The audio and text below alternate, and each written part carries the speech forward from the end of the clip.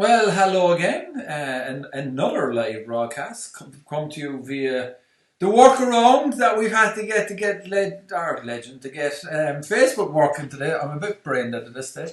So again, that's me up in the corner of the screen. The centre of attention is David Perdew. David, why don't you say hello to everybody and tell them a little bit about yourself?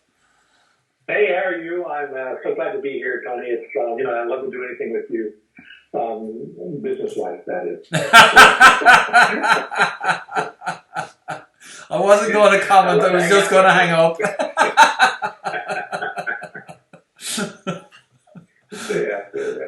So let's see. What about me? I've been doing business online since about 2005, and I have had my ups and downs like everybody with business. And we've done a really good job, I think, of creating one of the best training centers online today. It has a lot of, we've got about 50 courses in there, and 13 30-day challenges, and a bunch of tools that we've used as well. So we've done a nice job of hanging in there, fighting through the things that everybody fights through with business, and really coming up with something nice on that side of that. So I love being here. You've seen it all. You know what it is. Yeah, absolutely. And hi, Sasha. Good to see you. So Dave is another one who's already been on one of the previous legends, and we brought him back to go for Legend of the Digital World 2019-2020.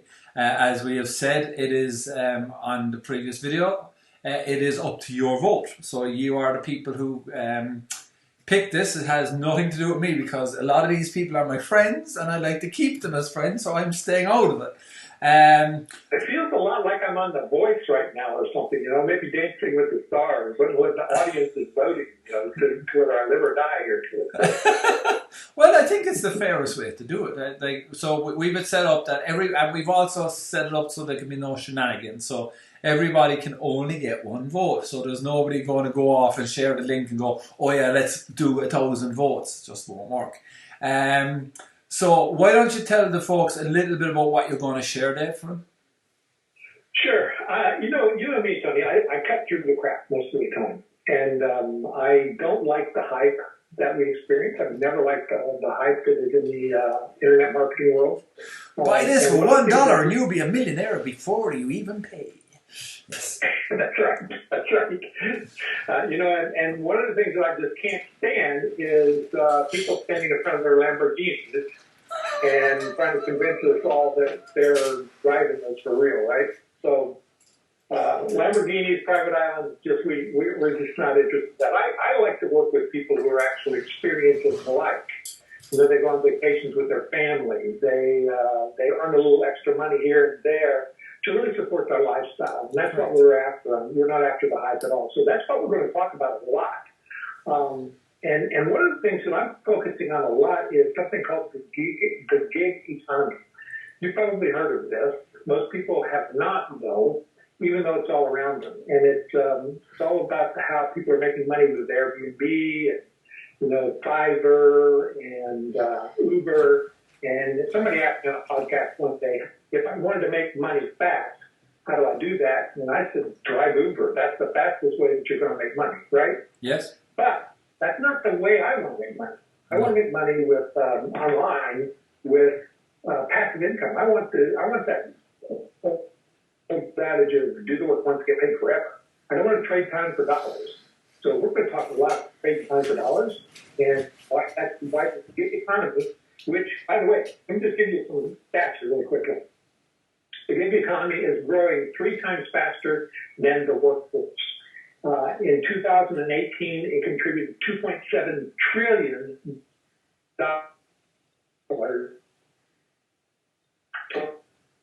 Million people engaged in that economy right now in the U.S. also. And, by the way, the UK tripled last year with gig economy workers. And so these people are out there just looking for a little extra money. And the reason this is so important to us is because it's a marketplace of people who want to have more control over their life and they want to live for the lifestyle. It's not about having $100,000 a month. That's great. But these people mostly want between $500 and $1,500 a month.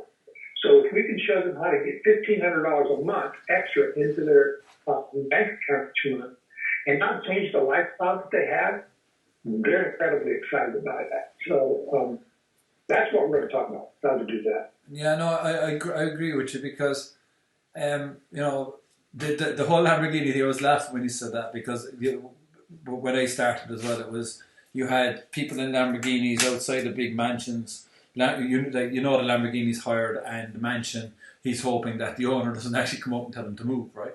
And he has to get the video. He has to get the video done in 20 minutes because that's about as much as he can afford to hire the Lamborghini for. I'm not saying everybody was like that, but there was an awful lot of bullshit. Let's be perfectly blunt about it.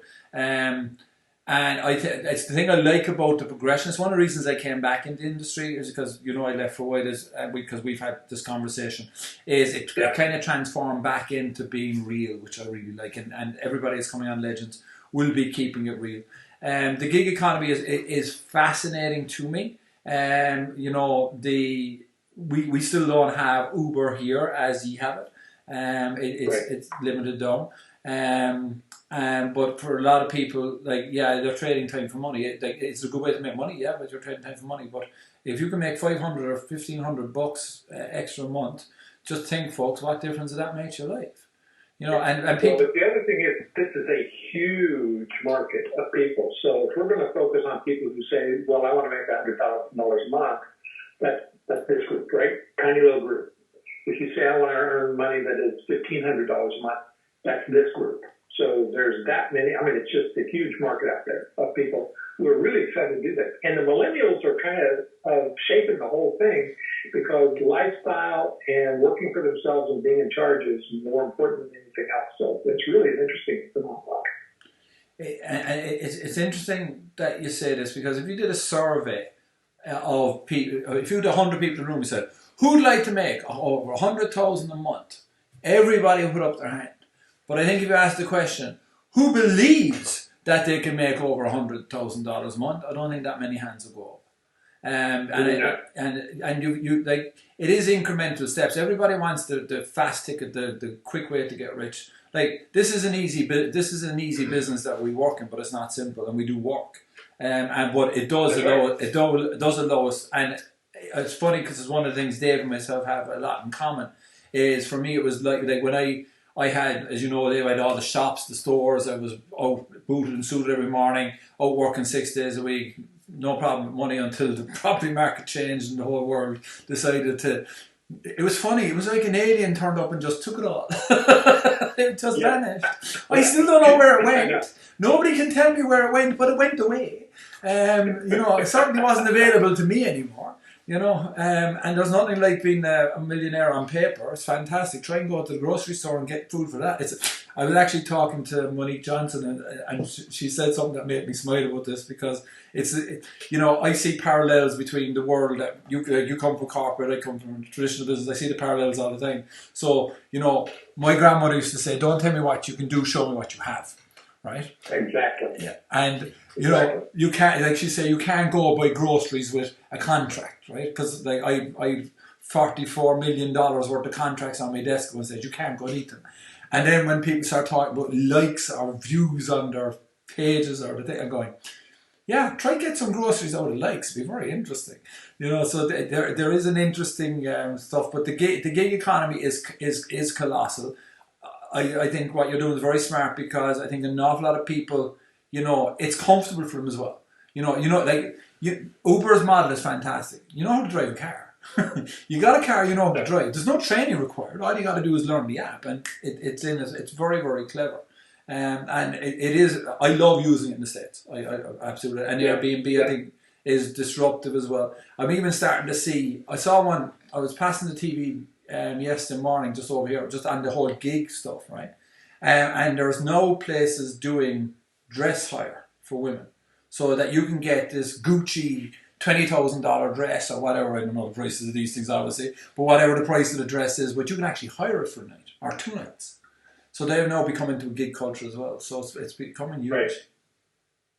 So I want to make sure people understand that we're not talking about going out and driving Uber or renting an Airbnb. We're talking about building a business that gives you that kind of money easily every month. So, and mostly because you're just, whatever you do, you're going to get paid more and more for because you know how to create it and earn money from that very system forever. So that's the deal on this whole thing. Let me give you 2 examples, by the way, Go. really quickly. I've got a friend who is a luxury condo, luxury yacht, luxury airplanes. He does all of that kind of stuff, right? And so he decided Airbnb was a good way to start booking things for his condo, luxury resort rentals. He had $80,000 booked, and you mentioned the contracts. You know, we got the contract on all this stuff. Airbnb had a technical glitch, and they killed his account one day, and within about 3 hours, they came back and said, "Oh, we made a mistake. We reinstated your account." His $80,000 in bookings were gone. Ouch. Because they had just killed it. And the second story, and this leads to something, the second story is I've got a friend who is a Facebook agency, big time. Takes on a bunch of clients who have to do $5,000 a month to even qualify to talk to them about it. Facebook closes his account. So how do you be a Facebook agency without a Facebook account now?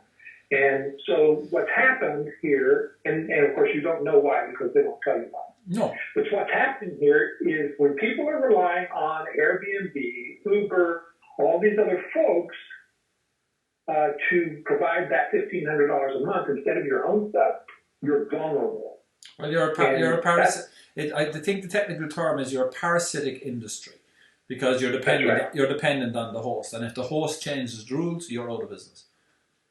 All of those things are great, but you can't rely on. No, I don't know how true this is or not, but I was told when I was over in Singapore, I was told by one of the speakers that he looked a lot into Uber and invested in Uber, and Uber is actually not making money because Uber is waiting for the time where autonomous cars come out because the most expensive thing in an Uber is the driver. So when they can get rid of the driver, they're not going to make an absolute ton of cash. So yes, you can make money. Yes, it's simple, and I like the theory of it. It's great. You can drive. Anybody can drive a car, but I agree 100%. It's got a very, very limited lifespan, and then it's all going to change, and then overnight it changes. You know, which is one of the things with Amazon and the number when you're relying on other. Definitely being. It was one of the lessons that I learned in one of my businesses. Because it's the same lesson. I had this kitchen company. We were doing an absolute ton. I left my father. I'd opened this business. You know, I was paying myself a fortune. I was making huge profit. I knew everything. I was better than. I was the second coming of Christ. Is the only way of saying it. I was an obnoxious gobshite. Was the only way to say this. Right? There is no other way of saying it, right? And the world has a habit of taking that out of you. And so I had this company. It was a PLC that I'd been dealing with for 8 years. Did this huge promotion, fantastic. Had 200,000 worth of orders with them, which was generating me 375,000, so meant 175,000 profit. So life was great. That was just before Christmas. I remember came back in January to say, "Hi, how are you? And thank you for doing business with us. We're no longer doing kitchens because we've been sold to Jacuzzi, a PLC, a public limited company." Was sold, and they just wanted for the bathroom division, and we're shutting down the kitchens. Thanks for your custom. Bye bye. Mm-hmm. Mm-hmm. Happens to all of us at some point. The only thing we can do is actually learn from it and try to protect ourselves, right?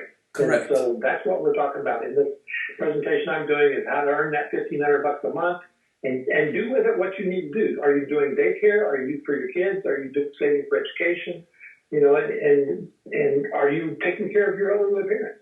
It's just all the stuff that you need to do. So we're going to be reasonable, we're going to be real, and we're not going to do hype. Yeah, this is going to be no fluff, folks. I can guarantee you that much. That's right. The man is what you see. I've known him for a long time, and what you see is what you get. Well, Dave, again, thanks very much for coming on. Do you want to make a plea for votes? Because I'm asking everybody to do it.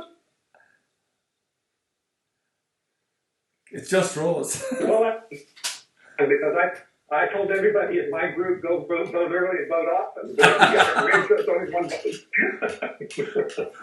So yeah, you know, if you like the direction of reality and being doing real stuff, then vote for me. Perfect. I absolutely love it. Again, Dave, thanks for taking time out to talk to everybody, folks. Again, the link is below. You can go sign up, register now. Tickets are free. And we start on Friday, and it's a 6-day summit. 6 days. Wow. You are a glutton for punishment. You know that? It is the one of the year. So honestly, it snowballed. I was planning 3 days, Then it became 4, then it became 5, then it became 6. Because when I have guys coming back saying, look, I want to speak, and can you let me? Just okay, come on. And you know, it was a minute you added one day, someone else added another one. And at least I have a team. My son is working with me, and I've got some other guys around the world working on a team. So they're looking after a lot of technical stuff. So it's not all just me this time. So that's good. So again, thanks very much, folks. Thanks for watching, and I'll chat again to you very, very soon. Keep an eye on the profile and the page because we'll be popping up unannounced. I'm looking forward to it. Thanks. Thanks, Dave.